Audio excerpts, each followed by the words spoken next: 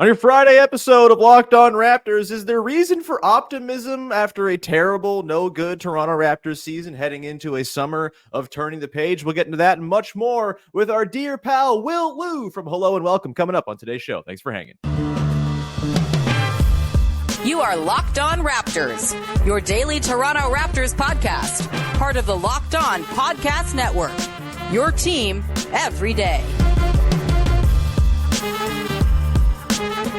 Hey, what's going on? And welcome to another episode of Locked On Raptors, part of the Locked On Podcast Network, your team every day. It is Friday, June the 7th, and I'm your host, Sean Woodley. I've been covering the Toronto Raptors now for 10 seasons on various platforms. You can find all my work over on the Hell website at Woodley Sean. You can find the show on Instagram at Locked On Raptors. And of course, you can join us in the Locked On Raptors Discord, baby. The link is in the description of the podcast. It's a great place to come, hang out, talk ball, get mad about the Celtics being up in the finals, all that good stuff. It's a lovely place to be, unless, of course, if the Celtics win, in which there's no safe corner of the world. It's all hell and the world is coming to an end.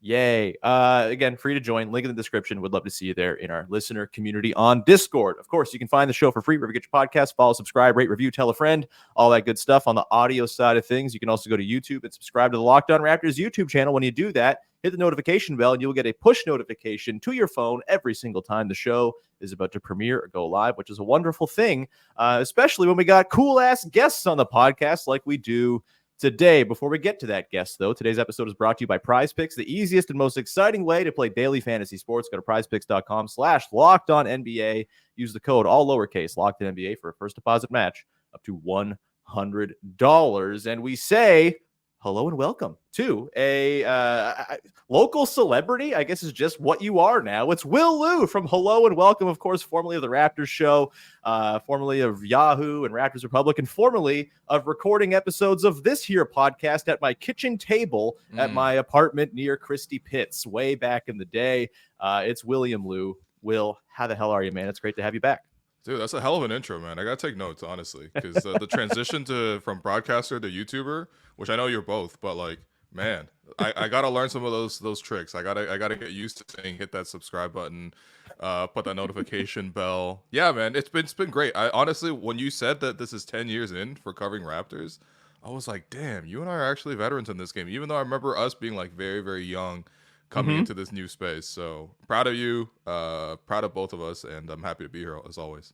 Yeah. You've like taken like 4 career steps since doing those podcasts in my kitchen. I've just stayed here. I'm cool. I'm chill. But you've moved, gone on to wonderful things. What was that? You've moved. That's true. Yeah. It's true. I have moved up to home ownership, which is a wonderful, nice thing that I can, it's all because of the little sickos of Locked On Raptors that I've been able to do it. But yeah, Will, I also looked up before coming on, before we get into actual stuff. We can, pat ourselves on the back for longevity a little bit more. Your first appearance on this podcast, October the 25th, 2016. Very long time ago. We talked about like burning Raptors questions into one shared microphone with probably very low audio fidelity. Yeah, one shared microphone. We were passing that back and forth like karaoke. I think I had it set up so it had 2 directions open on the Yeti back in the day. Oh yeah. But I didn't realize the whole thing of like, oh, when your mouth is close to the microphone, it sounds better. So it was just like 2 echoey voices yammering into a mic at the kitchen table. Yeah, good times. We've moved up in the world. Sadly, Will, since those days, the Raptors have perhaps regressed a little bit. Of course, they won a title in the intervening years. Everything is still mostly fine, but not the best season. We shared, I think, like exhausted texts at the end of the regular season, just kind of congratulating each other on making it through the hell that was this past regular season. And look, I think it's no secret to those who listen to this show, those who listen to you. I don't think many people who cover the team are particularly thrilled with the way things were handled, from Pascal Siakam to Fred VanVleet and the departure there, the Jakob Poeltl trade, et cetera, going on back to like the Thad Young deal and the Aaron Baines as the center decisions. It's been kind of a weird run here. But I got to ask you, Will, maybe this is just like Stockholm syndrome, where like you talk about a team every day and you kind of have to talk yourself into them in order to be sane. Yeah. But I'm finding myself feeling somewhat optimistic going into this summer with the draft lottery behind us, with the keep versus convey pick, convey the pick thing no longer hanging over our heads, all the picks back in store, couple of picks in this year's draft in a range that I'm actually kind of digging when it comes to this year's class of prospects. Are you at all on the optimism train going into this offseason, sort of the turning of the page, if you will, to the Scotty Barnes, Immanuel Quickley, RJ Barrett era, or are you still a little bit uneasy about where things go next from here?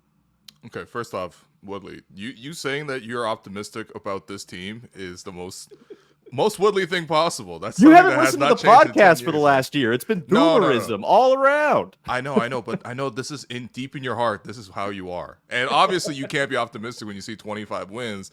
Mm-hmm. You see a 15-game losing streak. You see Malik Williams literally sign off the street and walk into the starting lineup and go over 7 against Rudy Gobert in a 48-point loss. Okay, fine. Even that will beat the optimism out of you. No, I think what you're probably feeling, and I'm certainly feeling a lot of this, is like just a relief. Like we're okay. Mm-hmm. The previous core clearly wasn't working. They didn't pull the right moves to get the right supporting pieces. Maybe the core players weren't even good enough anyway. The timelines weren't meshing. You move away from that. Of course, then that was painful because you needed to figure out the right timing. Did you get the right players back? I think they did well in the OG trade. Didn't really do well in the Pascal trade, but whatever. Those happen. The pick conveys, okay, that sucks, but at the same time, at least it's good. About it in it's the a future. Good thing. It's a long-term vision, future, all that stuff. The top of this draft stinks. Anyway, carry on. I would not have minded 2 top picks and given San Antonio like whatever in 2026, but like still, all that is gone, and at least you're feeling the relief of like, okay, we actually have made space for new developments and new storylines. Right now, we're following like how this young team can find a way to compete and find a way to win games, and there's no proven formula of that just yet, right? Like you can look at it on paper and say, well, if this happens, maybe it clicks together. There is no proven track record yet, but again, that's the same with most young teams. So at least you and I get a chance to talk about things that aren't just like, when is Pascal getting traded and why did they trade for Jakob and the stupid pick and like, should you tank or not? And it's like, you know what? Honestly, we can actually just focus on the team at hand. So I'm actually a little relieved on that front. I'm not relieved in the sense that we're probably not going to be talking about wins for a while, but you know, that's okay. That's okay, I guess. I guess. I don't know. It's bad for business, man. It is bad for business. I hate to be launching a new podcast in this climate. Right? Who would do that? About the Raptors? Goodness. Yeah, good man. Yeah. I guess I'm a little. Again, let's be on brand for a second here. I maybe don't think they're as far away from winning games, and not like 50 games, but like being competitive. And my sort of bar for next year is just be better than the Bulls, and that feels like a step forward. That feels like an indicator that the young dudes they have in house are headed in a positive direction here. I don't want to see them just go waste next season and tank in the hopes of getting a Cooper Flag or Ace Bailey. And I just think tanking sucks and all of that. Everyone knows my stance on that at this point. But I think it probably is tied to, I'm pretty bullish on Quickley and Barnes in general.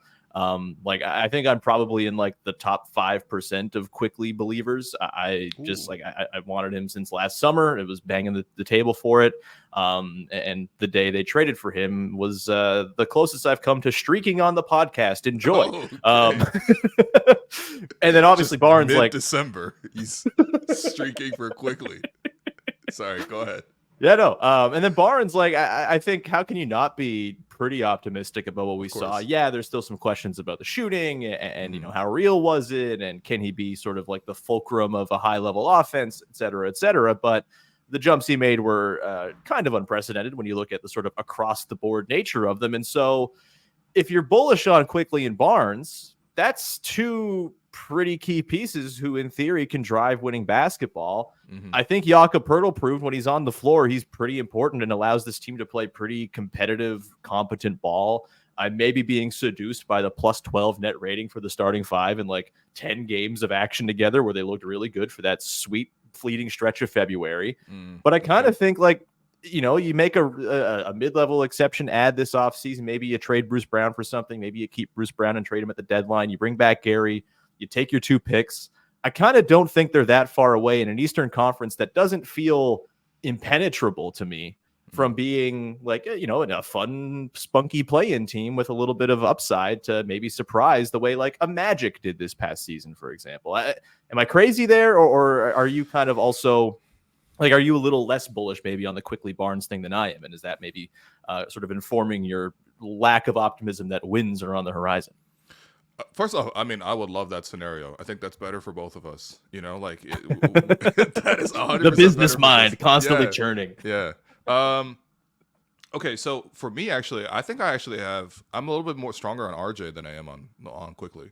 Okay. I really, really liked what RJ did coming back to Canada, but coming to Toronto for the first time. And his efficiency, his scoring, his ability to get into the paint, just like how often he punctured the paint, like all of that, I really, really liked. That's something that, I wish to see a little bit more from Quickley, actually. Sure. I think really the question of whether you try to quote unquote go for it next year, is number one going to be dependent on how far do those young guys take you, right? Most teams go into the first 20 games of the season, see where they're at, and then pivot and strategize. That's what happened with the Raptors last year, right? They gave it 20 games, and they were like, all right, this team clearly sucks, and they don't like each other that much, and it doesn't work. Starting point guard Dennis Schroeder's not I was just going to say, happening surprise. Dennis Schroeder, not the answer, unfortunately. Although, thank you for making 100 Raptor show appearances.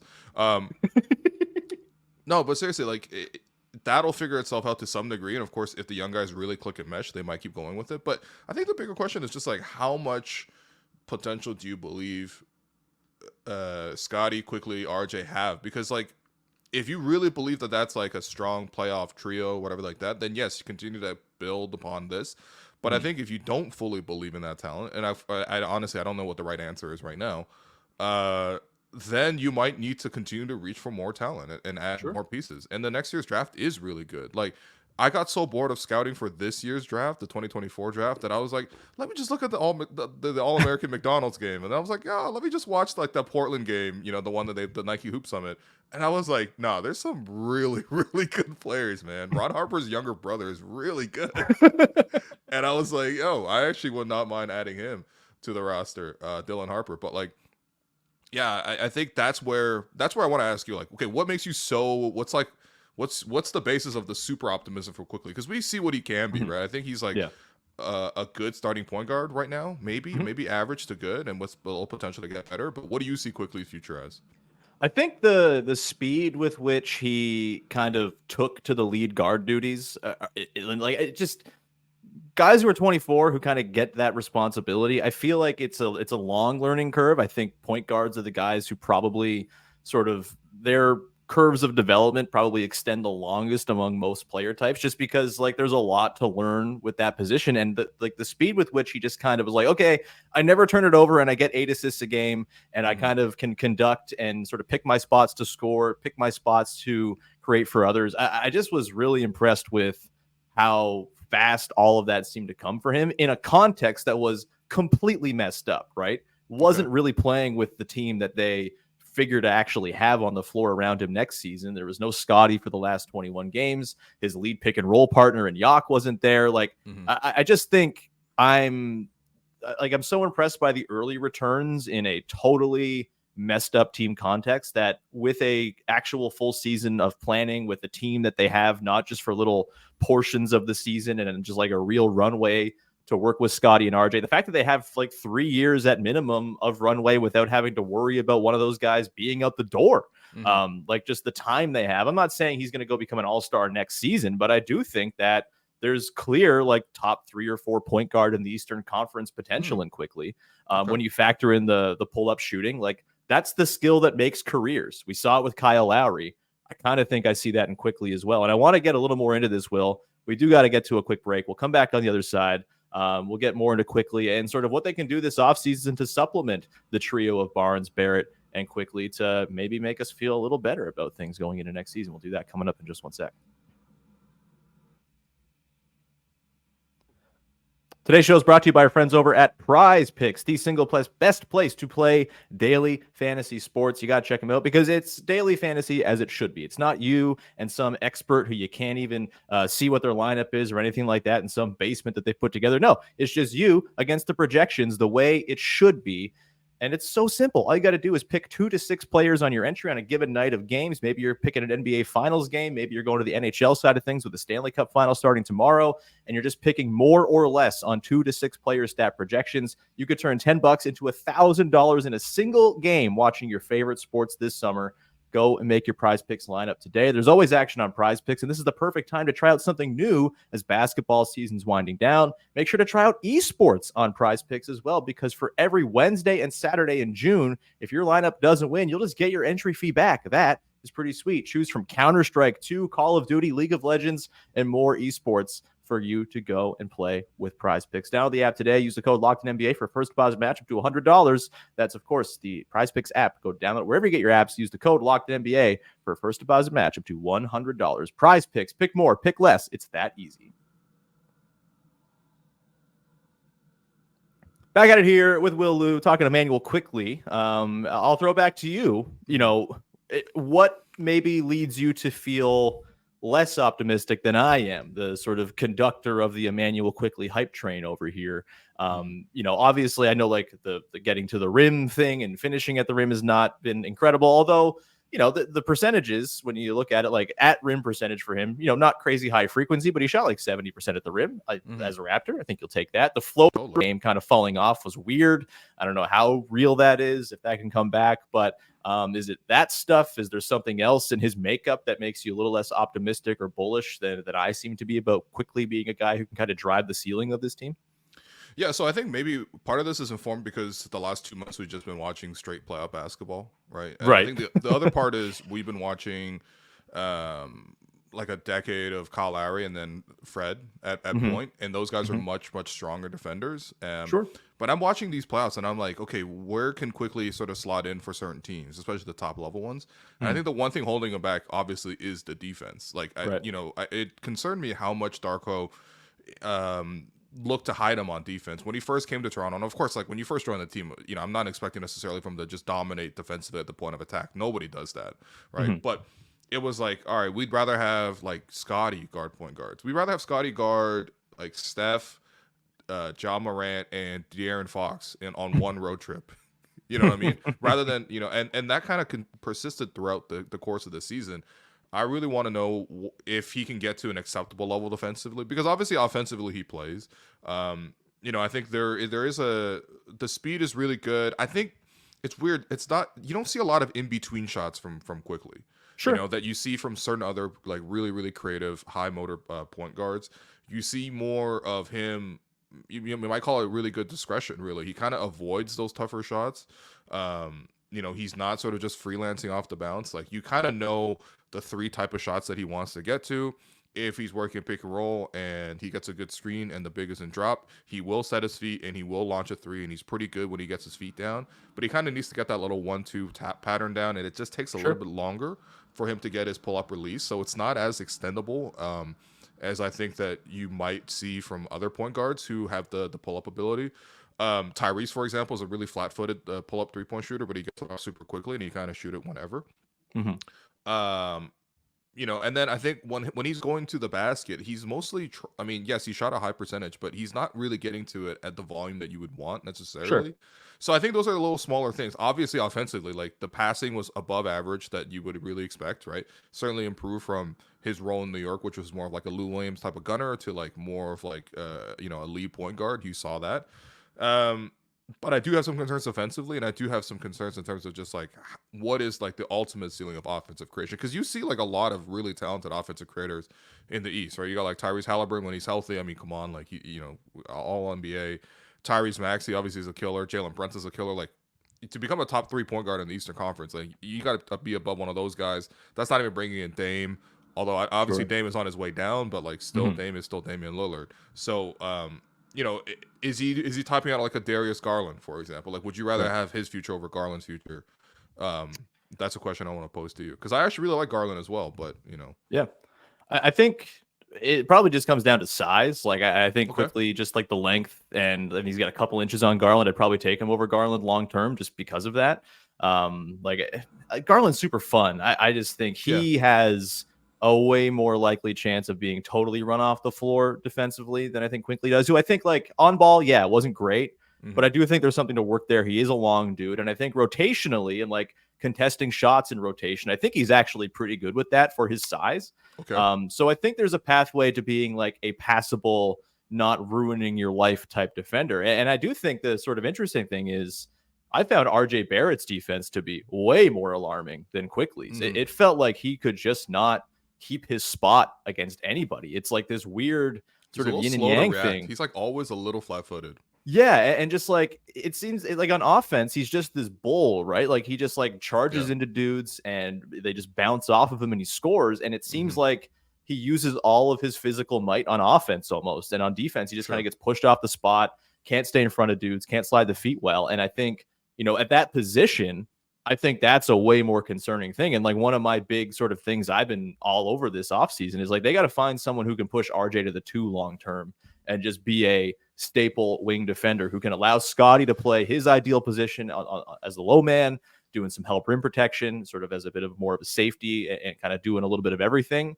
And RJ, I just think having someone who can absorb those big defensive assignments, who is not him, I think is huge. And hey, maybe like, it's not like he's been a terrible defender his whole career, right? Like he had moments early in his time with the Knicks where he had some moments of like, okay, like there's maybe a decent defender in here, but I think RJ Barrett, the negative defender, is way more damaging than Immanuel Quickley, the negative defender, because Quickley just brings more individual creation juice. And I think just has like, and to the creation point that you made of like, what's his creation ceiling? I don't think it has to be as high as some of the other guys in the East who are these sort of heliocentric guards, because Scotty Barnes is going to take on a lot of that creation burden as well. And there can be a really nice interplay between them and unlock a lot of Quickley's off-ball stuff, which is really exciting too.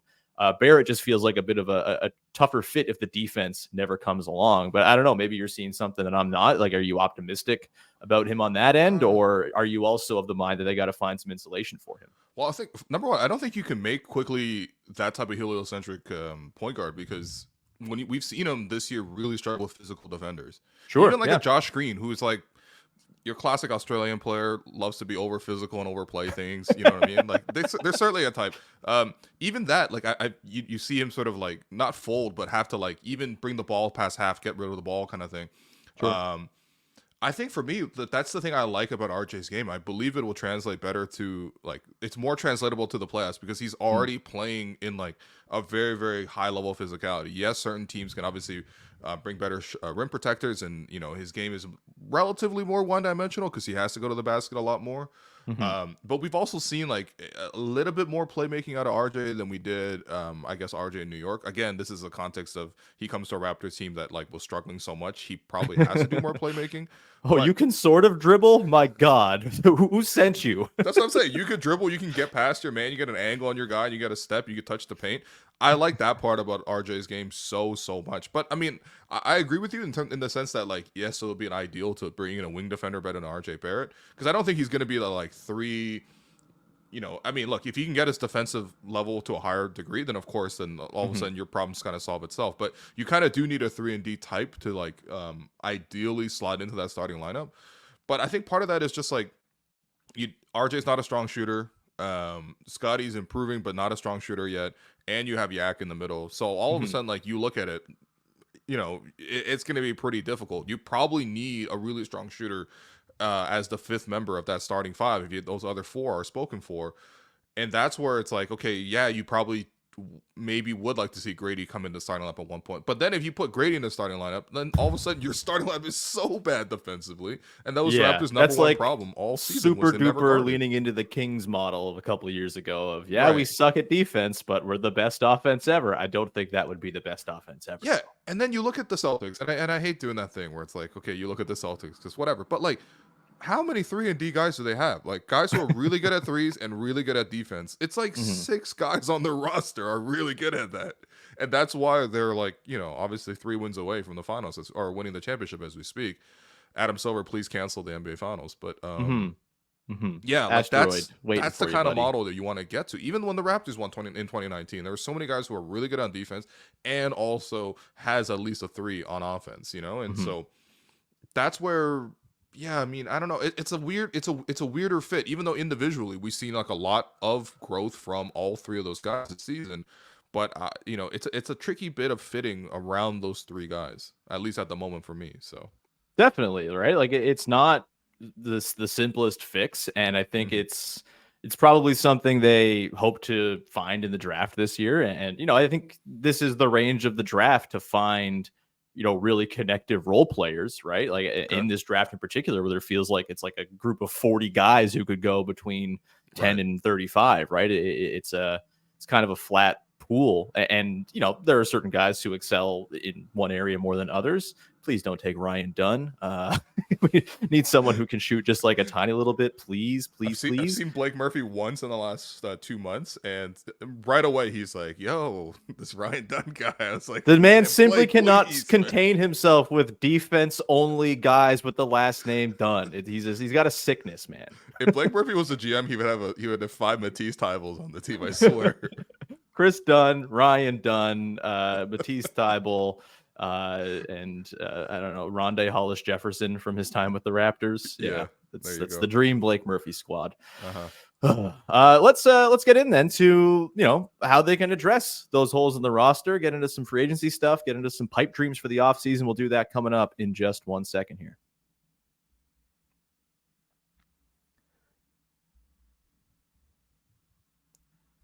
Back at it here with Will Lou from Hello and Welcome. Everyone go subscribe to the new Hello and Welcome feed. It's a wonderful thing that you guys are back and working. You got Jerome producing. It's a wonderful, wonderful reintroduction of Will and Alex back in everyone's lives. I had a fun time being like the only daily podcast in town for a while. And I guess you're not going daily yet, so I'll still take that mantle. But Yeah.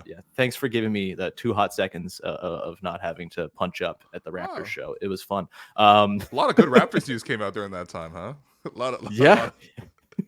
A lot of like live reactions of them conveying the pick. Just before we get into the last bit of the show, I want to remind everyone Locked On Sports Today 24/7 is your all-day streaming channel over on YouTube with Locked On shows covering the biggest stories in sports from the local angle and the national side of things all day long. Put it on, just leave it in the background while you work or whatever. Lots of great NBA Finals stuff today. Don't listen to Locked On Celtics. John Corrales is happy enough. But also you can go and check out the Locked On NHL shows, teeing up the Stanley Cup Final as well, which should be super fun. Please God, don't let Edmonton win, because that would ruin our life. Edmonton and Boston both winning in the same year. Wow. Woof. Woof. Is there no Canadian solidarity with hockey? Like, is that... There is not. What are we talking about here? Oh, word. Like, Sorry, I'm not familiar with the culture, man. Explain it to me. Why not? Why is it not? It's because, cool? like, why would I root for one of these other teams who I hate to break this curse that I don't really personally care about? Like, I want if any team is going to win the cup from Canada, I want it to be the team I like and not one of these other loser teams. It's basically how I feel. All right. But, so basically, are you a Leafs fan? Like, is that? I am a Leafs fan. Yeah. Okay, yeah. So do you have? Is it just beef with all the other 6 Canadian teams? Yeah, I mean the Jets are fine. Whatever. Oh, the Jets are fine. They don't really matter. But I don't know. Like everyone else's fans are annoying. They're on my TV all the time. Okay, no, I get that. they stink. Okay. Anyway, Locked On Sports Today 24/7. Will, off-season stuff. Let's do it. Decisions looming. Bruce Brown seems like they'll probably pick up his option and try to trade him. If they don't trade him, I think it's fine if Bruce Brown is on the basketball team, and I'm sure they can find a niche for him that they could not find for him last year in the busted team context within which he was operating, with a busted up knee as well. Of course, Gary Trent Jr. is hanging out there too. I guess before we get into some specific guys to target or pipe dreams for the offseason, things you want to see happen, I've talked a lot about this week, so I don't need to offer my 2 cents, but curious where you think the Bruce and Gary things should go. What are you kind of hoping there, especially with the Bruce thing? I'm hoping for the Bruce thing to resolve itself, because this is the least sexy trade saga of all time. But I can't do another day of like, yo, Mark Stein, what's happening with Bruce Brown? Can they get DeAndre Hunter? Oh my God. I would love DeAndre Hunter for Bruce Brown, actually. Well, yeah, I guess I wouldn't mind. You try it on Look, couple guys. Love and DeAndre Hunter shouldn't go in the same sentence, but I'd be fine with. I would love to get him off of my team, but Yeah. no, I think he would be a fine sort of like for like fit upgrade, I suppose. Yeah. So, I just don't want to see guys gone for nothing, and if you pretty much, I mean, look, if you don't pick up the option and then trade them, you're not going to get anything back for them because you don't have the players. So it is more preferable to do that.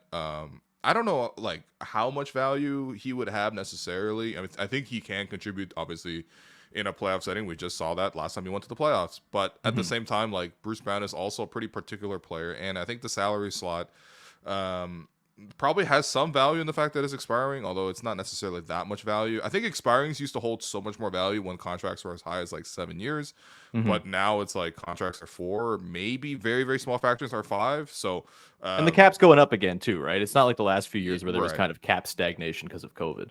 Right, yeah, we cut out inside the NBA and everyone got a little bit more money because this is great. I love capitalism, but love it, man. It's fantastic. Another 22 million for Bruce Brown coming right up. But no, seriously, I think if you can get something for Bruce Brown, like again, it's not gonna be something so sexy. It could be something like a DeAndre Hunter, for example. Although I don't necessarily see why Atlanta would be trying to get Bruce Brown, but still, like, just pick up the option so you can get something for him. And then Gary, I don't know. I mean, we've sort of seen where it's at with Gary. I don't know if like long term, especially now that you drafted Grady, are you going to start Gary and keep him in that role? But I do think that I wouldn't mind just like going to him and saying, hey, listen, we're going to give you the same contract you're on right now, which is like 18 a year. We'll give you 2 years of that, and that's our best offer. And basically, it's sort of like a hold you over until Grady's ready to step into the starting lineup. And when he gets ready to start in the starting lineup, all of a sudden you have another Bruce Brown type contract that you can trade. This is it's not super sexy. It's not like, should the Raptors trade for Kevin Durant? But I think it's probably the most prudent way to at least manage like the players that you have on your roster. Yeah, I'm with you. And I think like, look, man, I think every decision has to be made through the lens of, does this player fit with Scotty Barnes? And for all of his warts, Gary Trent Jr. and Scotty Barnes have been pretty damn good at driving winning basketball when they've played together, right? Like over the years, those two guys on the floor together usually leads to pretty good offense.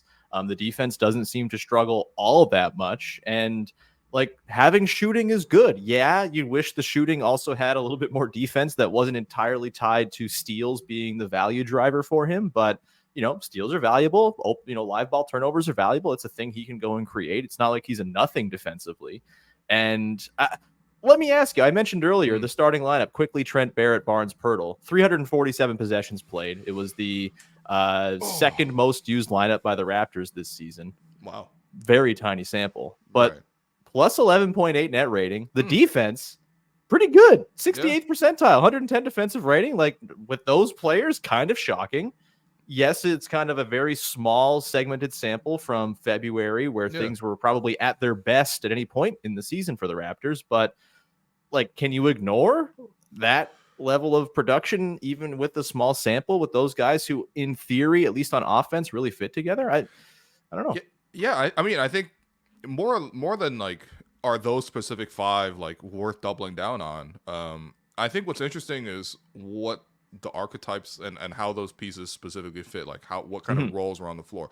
Because again, like going back to the conversation, who's supposed to be that fifth starter around Barnes, Barrett, and Quickley and Pirtle, I think in that case you had Gary, who in this role in that time, he was playing a lot of on-ball defense. He was kind of chasing around point guards, stuff like that. And then he was also obviously a catch-and-shoot 3-point shooter, as he always is, with some like limit, I think, off the bounce game. Like, yeah, I think what really does fit well with those other 4 guys is somebody who can shoot a high volume and be efficient on catch-and-shoot threes, like a Gary. And even if it's not necessarily Gary, I think we all would love to upgrade a little bit on Gary. Like that archetype works with those other 4 pieces. Now, I think, granted, like, again, maybe because I've been watching so much playoffs, but like, how would that team fare in a playoff setting? Like, no, I don't think that's I don't think that's strong. There's a lot of ways to attack that, a lot of ways to defend that. But at the same time, like, if we're just looking for step 1 of how do we get to competent basketball, it is to put a really strong shooter around those core 4. Jakob and Scotty did a lot of the work defensively. And then RJ did a lot of the work getting to the basket, and then quickly, and Gary gives you the 3-point shooter, and then Scotty kind of connects everything in between. Like it does work for me, at least. Yeah, like again, it's not perfect. You'll have to face tougher questions when you get to the playoffs, and that's what getting to the playoffs is for, to kind of figure out what you got, right? And I think you got to walk before you can run a little bit ahead of time. Like, okay, like I kind of know this is not going to work. Like, like when you saw the Magic go to the playoffs, you're like, okay, this been a really nice run, like in regular season wise, but like in the playoffs, like you guys are gonna shoot 15% from three. It feels like. For sure. Yeah. I think the anticipation there a little bit is like not overdoing it to add like a big free agent piece with your cap space to this team this summer, right? Like I would much rather have Gary Trent for a short term at 15 to 18 million bucks a year than going and spend the whole bag on Malik Monk, who would bring the exact same kind of big picture problems, even if the overall talent is higher, right? So it is more of like you talked about, right? Like a bit of a stopgap until Grady's ready, until sort of things down the line. You know, obviously they're in a position now where they can kind of go and try to do the thing they did last decade where they have all their picks back. They have a couple of extra picks here the next couple of years between the Pistons pick and the other Pacers pick in a couple seasons. Like you can start to go to work on kind of building up that shadow core thing they had going on in the late 2010s. And maybe that's when those sort of bigger decisions or bigger swings to go and fill out a playoff worthy roster or what happened, or that's when that happens. But in the meantime, like I think there is enough here to go and play reasonably competent not playoff necessarily, but like play-in level basketball that is an indicator that, okay, good things are coming for this group. And so, I mentioned Malik Monk. As far as other like, is there like a big move that you see out there that you're at all interested in? I think I've kind of accepted that, hey, it's going to be kind of a chill off season. It's probably you keep Bruce and Gary and there's like a mid-level signing or something, but maybe Bruce plus 31 becomes something of a thing that teams start bidding for with the 24 hours between round 1 and 2. Not to say you're going to get something amazing for that, but maybe there's a piece. Like I do think having the control of the board for day 2 is actually going to matter a little bit. But like, is there a name out there who kind of comes to mind, sexy or unsexy, who if like the Raptors were able to kind of bring them in this summer, you'd feel pretty good about where things go into next season? No, I actually really don't. I see the Raptors kind of sitting out almost this whole period. Sure. Like you mentioned, like it's a more quieter kind of thing. I don't mind that, honestly, because we kind of been in the middle of like a lot of trade stuff, and we did make 2 major trades, obviously getting rid of OG and Pascal. But I think what I would love to do then is just to get more backups. Like I would love to have a backup point guard. Like I'm not that high on Javon from Liberty, at least right now. Maybe with Kyle another Lowry, year, anybody? Kyle Lowry, anybody? Okay, we all know Kyle's not coming back. Although shouts to Kyle, one of the minority investors in the WNBA. That's awesome. I love seeing that. He's coming. That's the first sign. He's got to be here. Yeah, next time he comes to Toronto, it'll be like for when he gets his jersey retired and signs that 1-day contract. No, but I would love to get a younger point guard that you can sort of like continue to grow and ideally, become your backup and eventually even threaten to become your starter, like a Nembhard, type, for example. Sure. If only they had made a trade with the team that had Nembhard and 1,000 other prospects. Wonder if they could have perhaps tried to get that to happen. Yeah, they also traded down in the draft, and Nembhard got taken 2 picks ahead of where they were drafting at 33 that year. But and I think a backup center. Those 2 things really work well. We saw I mean, the center position has been real cursed for the Raptors, you know what I mean? Like it really has been. Yeah, like we could call it the curse of like I don't know, I guess Jonas Valanciunas, because we did have JV for a very long time. That was stability at center. Then obviously you make the all-in move and you flip him from Marc Gasol. That was absolutely the right thing to do. It was necessary to win the title. But then once those guys aged out, it's been like it doesn't get any worse than the fact that Jonte Porter was like, ooh, maybe, him. And then all of a sudden, Jonte Porter turned out to be Jonte Porter, which, like, okay. How are you allowed to parlay up to $1 million on Jonte Porter parlays? That should not be possible. I think those exist specifically to catch schemes. Yeah, it's a honeypot trap. The honeypot is Jonte Porter under 2.5 rebounds. Goodness, man. But yeah, seriously, like the center position has been cursed, right? Like we lose Christian Coloco for like entirely unfunny reasons, right? We lose Jonte for the dumbest thing possible. We bring in literally centers off the street in Malik Williams. Then we have Jakob, who is actually pretty good, but it actually cursed us in the sense that it was the wrong player to be trading for at the wrong time, and it's created so much negativity around it too, with sort of the discussion around sort of where this team was. I mean, I don't know, but I would love a young center to go there as well. Because I just want us to be at least 2 deep at every position. I don't know if that's asking for too much. It seems like kind of the thing you should be doing, which they just Right. kind of punted on the last few seasons. Hey, 7 good players. This is the trick, right? And I think the one thing was thinking now about like, okay, the idea of keeping Bruce around or keeping, Bruce and Gary around is like, when are we ever going to get Ochai minutes? Because I do think Masai is Do we pretty high want on Ochai minutes? I don't know if we want Ochai minutes necessarily, but like I think Masai went out there and got him, for a reason. Like they specifically targeted him and they want to give him some time. So yeah, like I think that I think they do want to give him some minutes, and the sooner they resolve the Bruce Brown situation, I think the sooner they can get in more minutes. But again, I agree with you. Like he's got to show you more. There's so many games where it was like, even when the Raptors had like 8 players and it was like a free for all offensively, he still was giving you like 6 points. Yeah. I consider me as optimistic as I am on Immanuel Quickley. I am as bearish on Ochai Agbaji.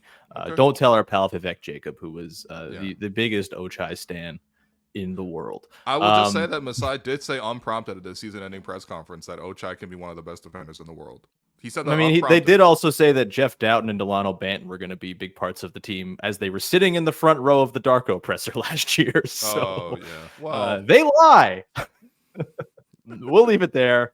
Will, thanks so much, man. Pleasure having you. Ran a little long today, but that's fine because talking to you is always a treat. Of course, you got stuff to promote. Go ahead and promote.